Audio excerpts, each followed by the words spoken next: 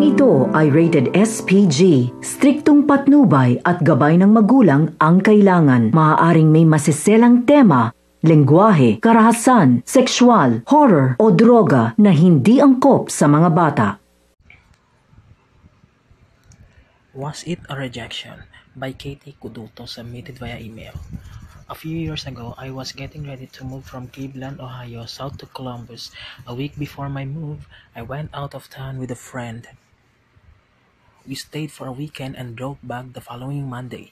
The drive was long, we were both hungover, and all I could envision was getting to my own car, inhaling some fries, and sprawling on my couch. Plus, my roommate had already moved out, so when I got home, it was just going to be me and my cat, Harley. I was ready. So sure enough, my friend dropped me off the car that Monday evening. I drove down the street to McDonald's for some fries and shake, and then was finally home. When I opened the front door, Harley was right there waiting like she usually does when she hears my key in the lock. But as I walked in that night, she was crying, making these horrific noises she doesn't usually make. Normally, when I get home, Harley chirps a little bit, but this was mewling that sounded painful. I knew something was up. So of course I asked her, "What's wrong, girl?" And then he looked around. That when I noticed the TV I had the living room was gone. I immediately ran up the steps to my bedroom and the TV was gone too. I ran back down the steps and called my roommate asking if she had decided to borrow the TVs for the weekend, which I knew was super unlikely, but I was also trying to be optimistic.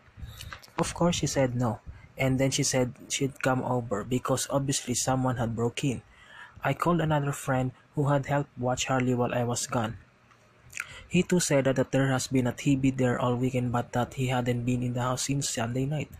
I went outside sweating, realizing that I might not be alone in the house. I was afraid to go near the basement or my room's empty room. I called the police. I called my landlord. Everyone converged on the house. It was only when the police were there that I went in the backyard and discovered that our kitchen window had been expertly removed. The window was propped against our recycling bin which has on its side.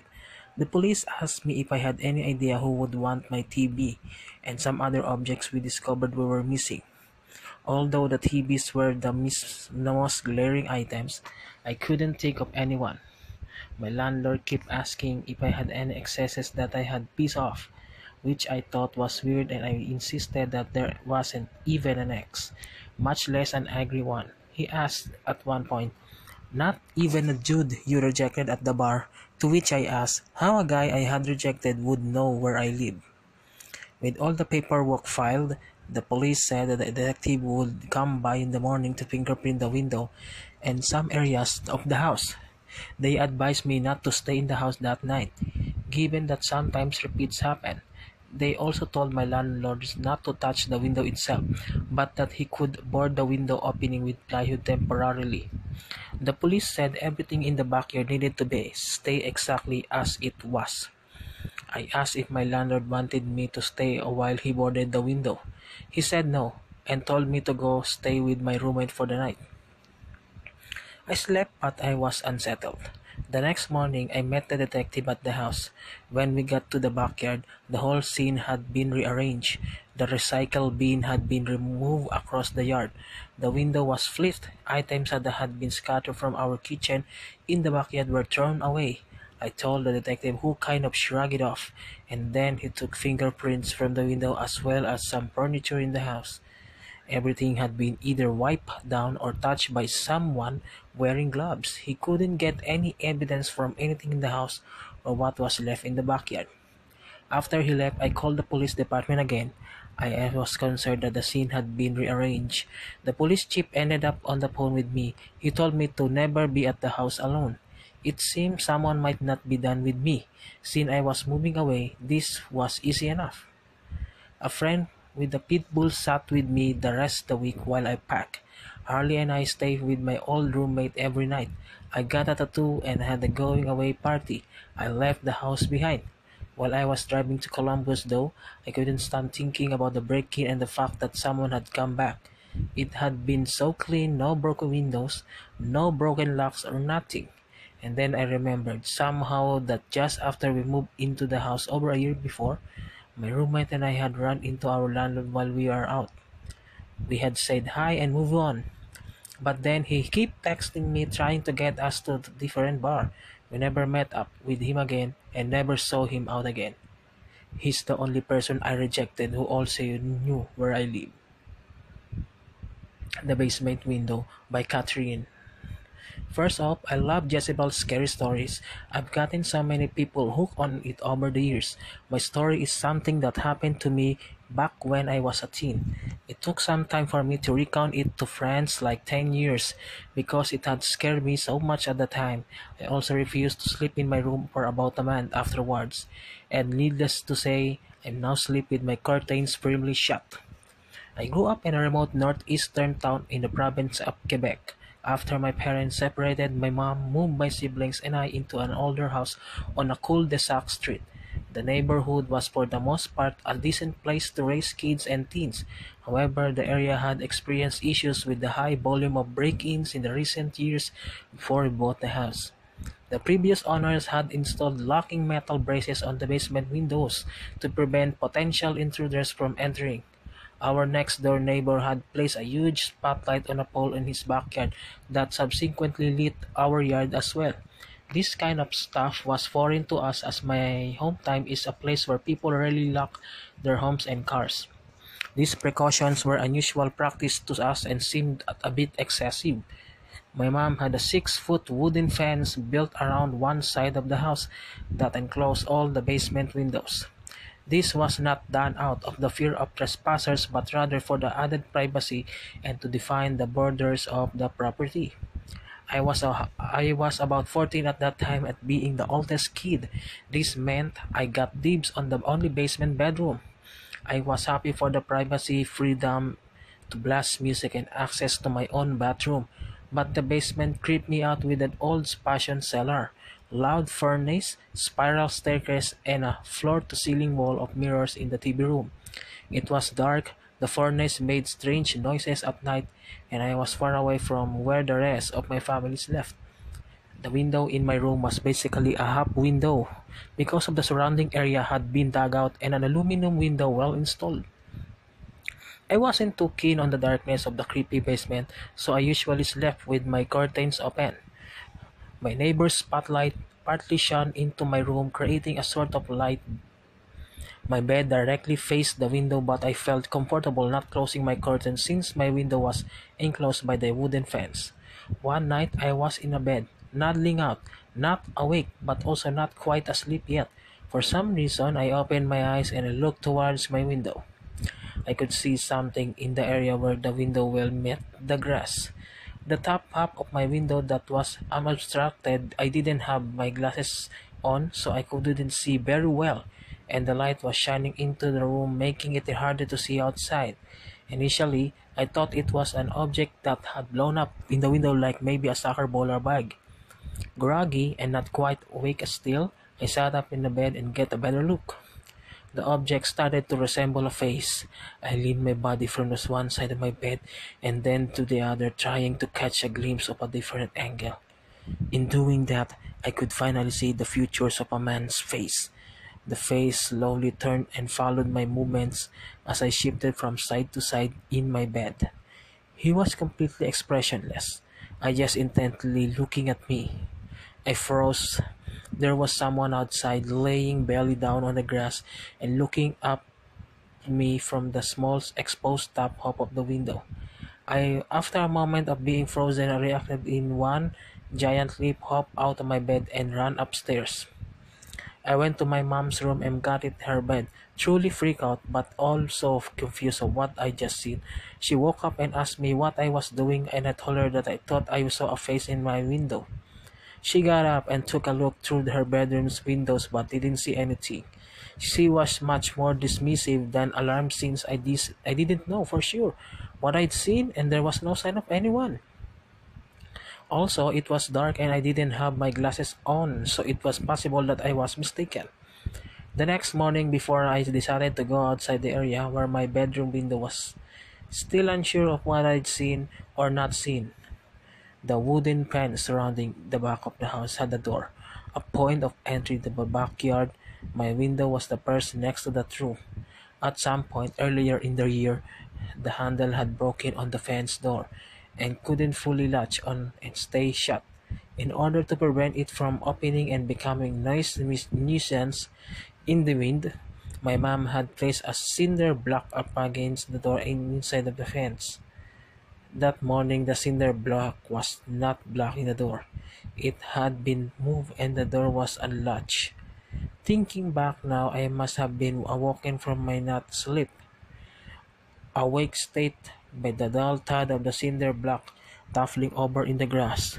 And sometime after that I came to the realization that there was a face in my window looking at me. Need a Ride by Nikki. In my first job out of college, I moved from a big city to rural coastal Louisiana to work for a newspaper. I'm talking an hour and a half south of New Orleans, deep in the swamp, alligators on the roads, all people still speaking French to each other, and the only way between towns was miles and miles of remote two-lane highways winding along bayous. Late one night, I was coming back from an assignment, extra tired. I worked hard at my job, slept bad, and the stress was bone deep. I just wanted to get back to the office, finish my writing for the night, and go home. Bayou Sail Road would get me to my destination sooner. Although I hated it to take at night, it wound in the sharp corners through the open pitch black marsh. No shoulder, no street lights, just few skeletal trees and an open grassy water. I slowly down to crawl and dive it. This was the end of the world and no one was coming to get if you made a mistake. But when I took one of the hard blind corners, I had to slam on my brakes. There was an older man in the road, and he didn't flinch even when my brights caught up him in their spotlight. I wondered if he was drunk or worried about what I should do. There were no houses around here, and he might be in some kind of trouble. I sat there, my foot on brake, waiting for him to say something, some small desperate tale like. Thank God you came. I've been in an accident, or my car broke down, or I need a ride in town. But he was still as quiet as was, and we only started blankly at each other, waiting for the other to make a move. You could just leave, you know, a small part of me said. You're a woman, and you're alone. No one will blame you. The only way past him on the narrow road would be to pass him so close he could have reached out and touched my car door. I cracked up my window and asked if I need some help. He only looked at me. I started to feel a creeping panic, my body responding to the idea that something was wrong. Fuck this. It screamed, not now, not today. I called someone, I told him finally, and rolled my window up firmly, checked the door locks, and took off around him. He didn't waver from his spot of the road even as I hit the gas, and carefully dipped around him, crouching on the narrow gravel shoulder. One quick turn and he disappeared behind me in the harsh. I was spooked, so I drove fast, and I didn't stop and waited until I finally saw the first lit-up signs of civilization, a gas station and a convenience store. To get out of my car to call the cops in the presence of other people. The clerk listened silently while I reeled off my story on the phone to an officer who promised to drive down there and look for the man talking in my information. When finally hung up, she said, "You were down on the bayou sale?" "Yes." "Yeah," I said. "He was alone, no car?" "Yeah," I said. "I have no idea how he got out of there. There was nothing." "He asked you for a ride?" She said. "No." "You offered to give him one?" She said. "Great." Thought now she thinks I'm some kind of an asshole. "No," I said, "but..." "Good, because that probably wasn't no man this time of night." The road, she said, was haunted by spirits who would often try to catch tourists, people who didn't know any better. If you agreed to pick the spirit up, he could ask for another favor, usually your soul, she said. I nodded gravely at the woman but laughed hysterically to myself when I finally got back into my car, still shaking a bit with adrenaline and fear. What a stupid thing to get taken in by. The hitchhiking ghost was a classic kid's campfire story. I had more to fear from a living man than a dead man.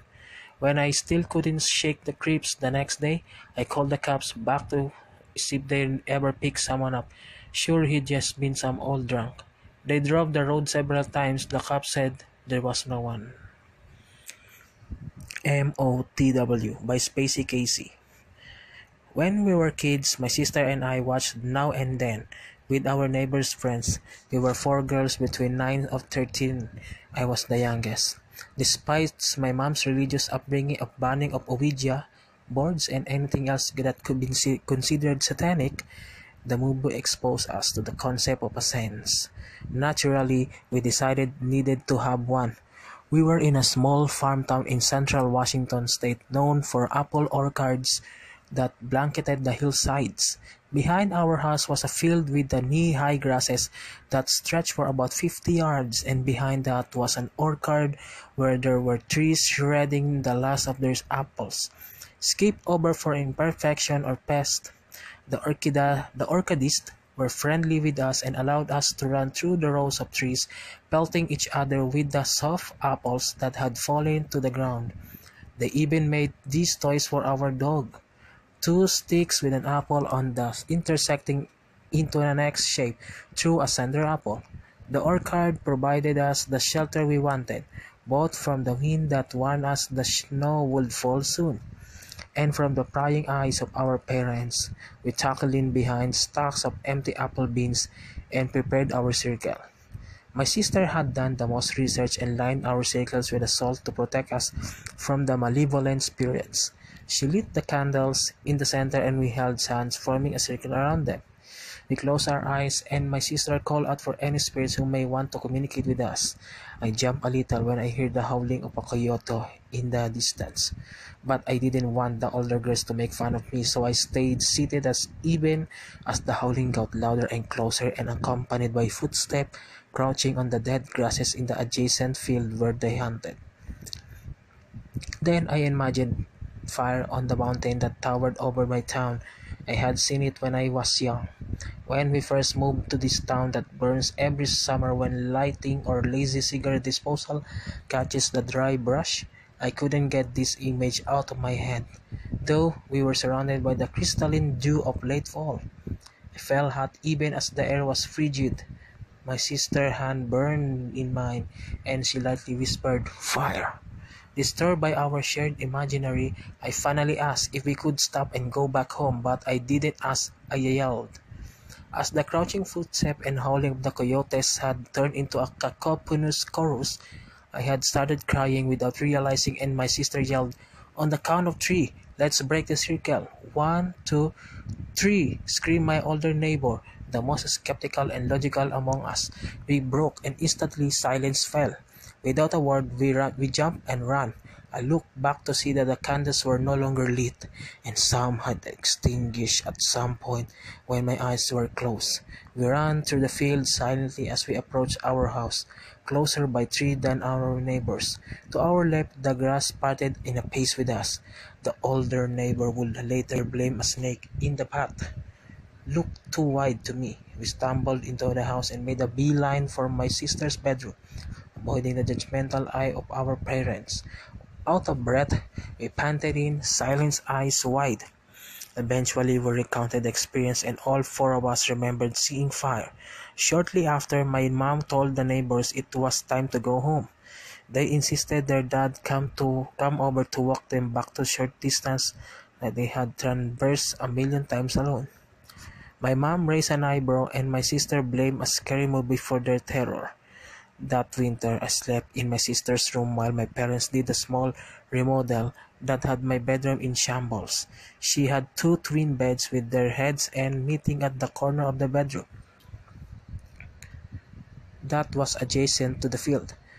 The first night I was awoken from a deep sleep of a distinguished sound of footsteps crouching through the snow.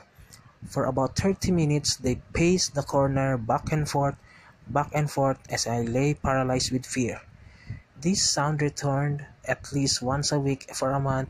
A night the footsteps were right accompanied by a scratching sound right at the ear level, as though someone were dragging a stick across the wall just outside. I let it out a small yip. I screamed. I refused to let out the fear of drawing the attention of the man outside the window, a nickname I had given the footsteps. My sister whispered, emboldened by voice, "Please tell me you can hear that." It turns out the man outside the window had been visiting her ever since the scenes, and I was able to confirm her possible delusions were real. About a year, our fear lessened as the MO.TW didn't seem to be evil and never quit breach the wall into our home. If anything, I imagine him as bored or nasty, like kid who drags a stick through a chain-like fence when he walks home alone. The footstep returned occasionally for more 9 years as I prepared to go off to college. My sister, 4 years my senior, was out on her own in Seattle. I rarely discussed the man outside the window unless shaken by awake by a terrified friend shipping over and wondering who was outside. My mom always believed we had been hearing something, but my dad was adamant that there was nothing out but the coyote and the occasional deer. When I went to college, my parents moved to another town in Washington to be closer to my grandparents. They always intended to return, so they rented out our house rather than selling it. During the decade they were away, some family circumstances led them to foster eventually adopt my three little brothers, the youngest almost 20 years my junior. Last year, before the boys got too old and too established at school, my parents moved family back to my childhood home. My youngest and middle brother shared the bedroom my sister and I took refuge in after the seance. My youngest brother is the same age I was 9. Recently, my sister and I were home for Father's Day. We played Mario Kart with our brothers after our parents went to bed. When it was time to go to sleep, my littlest brother asked to be tucked in. I followed him to the room and asked if he wanted a story. "No thanks," he said, "but I do have a question." "Okay," I said. "Did you and sister ever sleep in this room?" "Yes, we both had this room at some point when we were kids." He got really quiet and pulled his blanket up to his chin. Did you ever see that man outside the window?" Family Forever by Priscilla Kumar. As a kid, I always liked being on the freeway. If we were on the road, it meant my family and I were going somewhere exciting, adventurous, whether it was my uncle's country home in Sacramento or my other uncle's home in San Francisco. Overlooking the bay, the memories I have with my family and friends had been pleasant, to say the latest. Which is why I'm always shocked when people wanted to visit my family and I in a boring old Modesto. The town was boring, the fashion was lame, and all of my cold cousins lived on the other stretch of the highway. Then one day, everything in our family changed. In just under 1 minute, our whole entire lives would change as we knew it. Getting married at an early age and going back to my family's home country on Fiji Islands was normal, if you can call it that, things for most Indian girls in the 90s. It was common for an Indian girl to be set up with a compatible partner from her parents' hometown and then married off to his family. At the age of 10, I didn't realize how vile this practice would come to be in later years.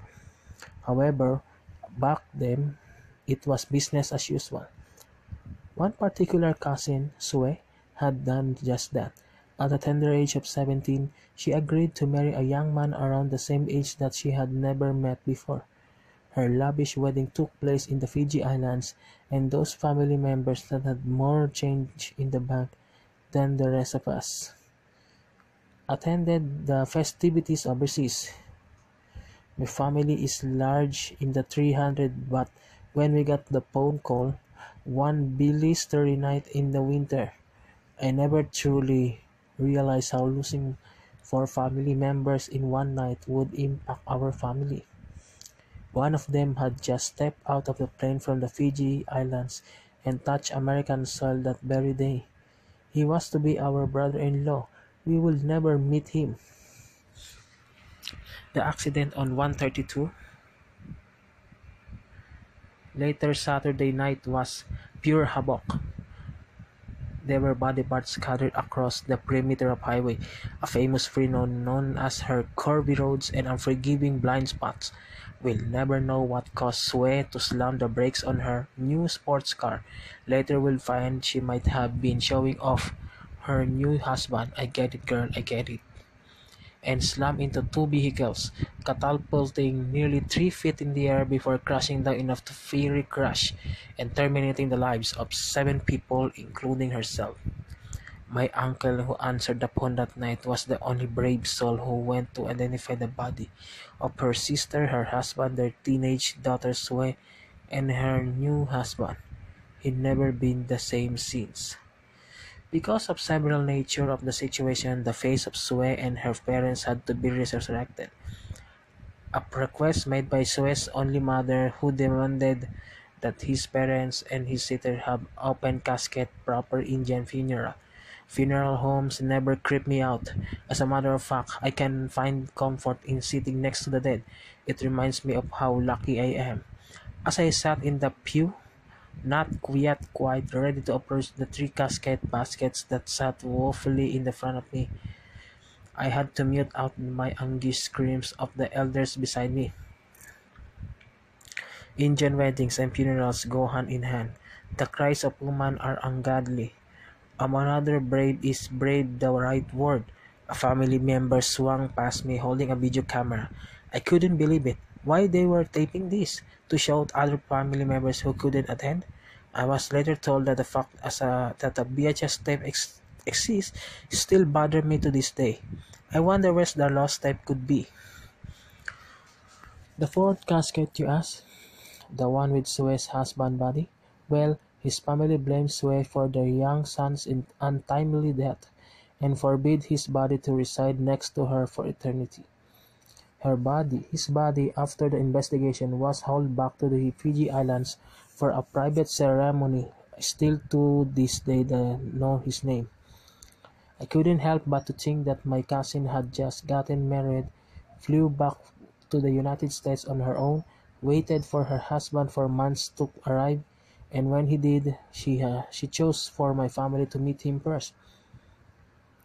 She was beautiful, but as a cadaver, they made her into a human doll. Her face was polished to perfection, full of future filler that made her look ravishing and glowing. Her lips were blood red, and her hands, which looked awfully fake, had Lee pressed on. She looked terrifyingly beautiful. Her parents lay beside her were also prim with viewing. My uncle was missing in his legs, and I couldn't help but to think how hollow he looked. He but was so full of life when I had last saw him, and full of life when I and now he lay there in his casket, bare, devoid of most of his limbs, becoming this drying carcass waiting to be doted by the alti bleak mourners. My aunt's face was full of wrinkles and cracks, areas where the makeups had settled and begun to desiccate. The cameraman hysterically zoomed past me as I despondently walked past the casket, saying my final goodbyes into this sweet family. The dead don't really scare me. I fear the living more. What I didn't mention about Sue was the clothes she had been requested to be buried in.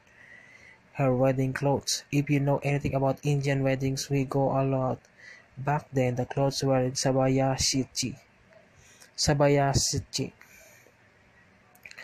style by no means, but all the glittered in the gold, and Sue was glowing from inside her casket.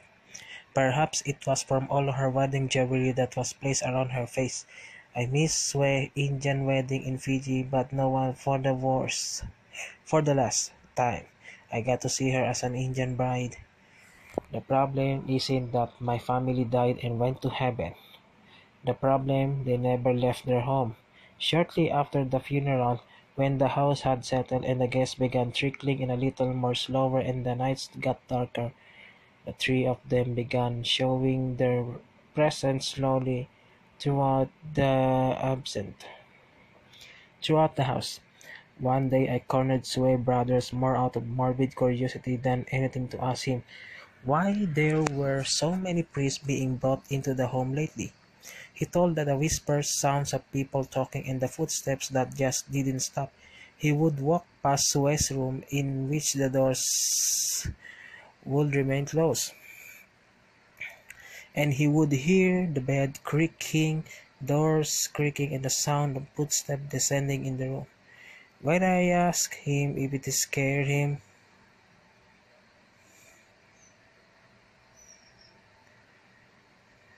he replied that he was used to his sisters getting ready every morning before she went to work. He found comfort knowing she was still around. The priests were brought in because Seth's brother's wife was the one that affected the most. She would face wake up to the lash marks of last mark on her face, the feeling someone lying in the bed next to her when no one was home, and the feeling of always being watched. Sue never liked her brother's wife. Her brother was divorced with him that year. Sue's brother moved out of the house shortly after. The rumors began circulating. Family members came out of hiding. The stories came from different family members, those that live in Sue's house, those that have stayed in one night, those victims from overseas, from rented rooms in the large home, now too big for just two people. Over the years, our ears were filled with tormenting recounts of Sue making sure her presence known. Of course, no one physically saw them, but when they were there, next to their shadows when they walked in the television reflection, it was switched off. In the rear view mirror when they least expected it, that brief reflection as they scored past the sliding door, daring not to look to see who was following them that night. No one in our family could explain it, and some of them stopped talking about years ago. Then there are those VHS tapes. It was the whispers that would eventually drive his family to sell their home and move out of the state while they tried to sleep. The whispers that would come late at night when the other one wasn't home. The whispers we would hear inside Sue's closed door room. I suppose the saying is true. Family is forever. Bearing Witness by Jonah. And now that I've told my friend's story, I tell mine which happened this year. I always have prophetic dreams, but I take them with a grain of salt because I know how confirmation bias works and how you can believe anything if you really want to. But they've always been very vivid and come about when I am in a time of emotional upheaval or when there's death in the family. Earlier this year, I was pretty pregnant, learned about baby Jonah in a dream confirmed with first response, and my second trimester dreams were insane, mostly positive but just really real.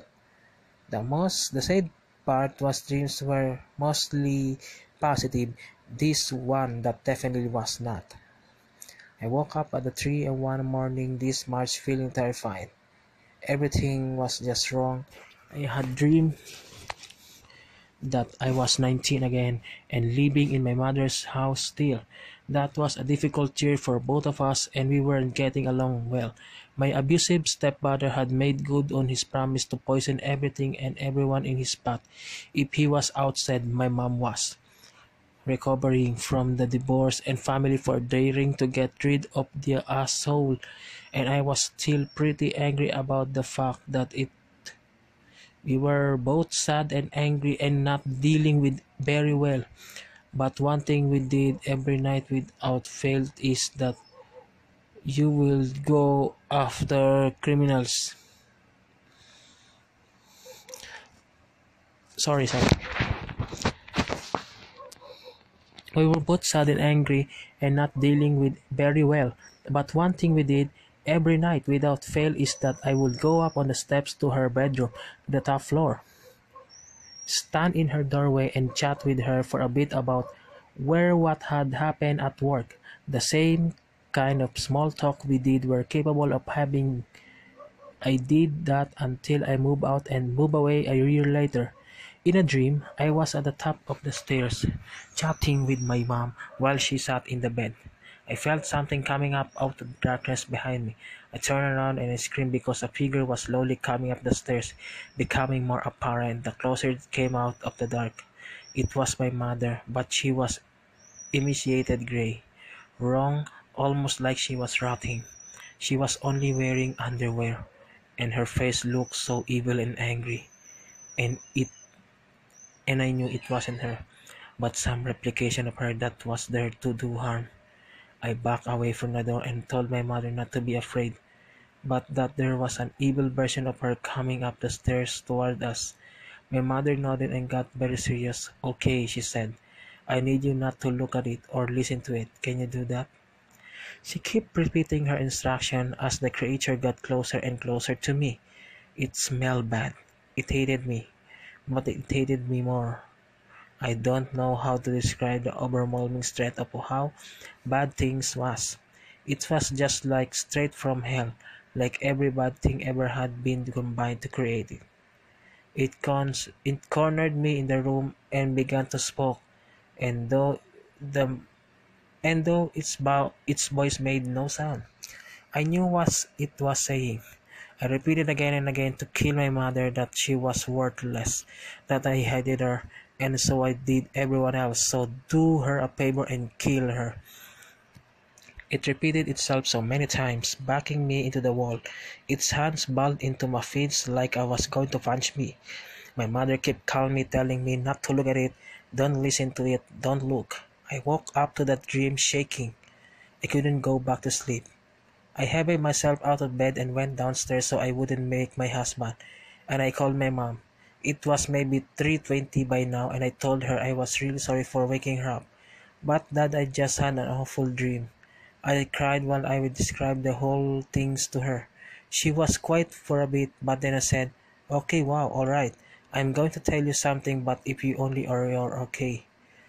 She was awake because she just had her own scary dream. In her dream, she was in her bedroom searching around in the dark.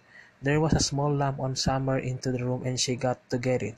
Had to cover it with something or turn it up somehow because something was coming up the stairs to get her.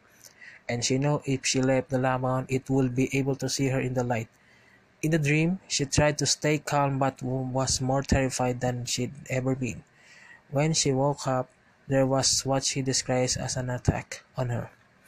Something telling her over and over again just to get over it and kill herself, that nobody cared for her, that she was worthless. Just get it over with over and over. She sat in the dark for a past while waiting for it to pass. She knew it was something from outside, not applying from within me. She says, that was an asylum. When we were talking about this, she has never had thoughts of self-harm before and never since. The feeling of finally began drift away from her.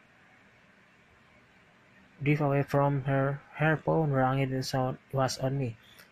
My mom is okay. She saw her therapist immediately and discussed the scary thoughts. We both agreed that something came from her that night and that some kind of dream magic. In the bat signal my brain so I could bear witness and help. It was the most terrifying thing that ever happened to me, but my mom only recently told me that a difficult year I described one dream. When I was 19 and my stepfather finally moved out, she'd received a card in the mail, happy birthday. It said told in handwriting she didn't recognize, do us all a favor and just kill all yourself. She hadn't thought about it for years since she handed it over to the police immediately. Her birthday is in March, about a week after we had our tandem dream experience.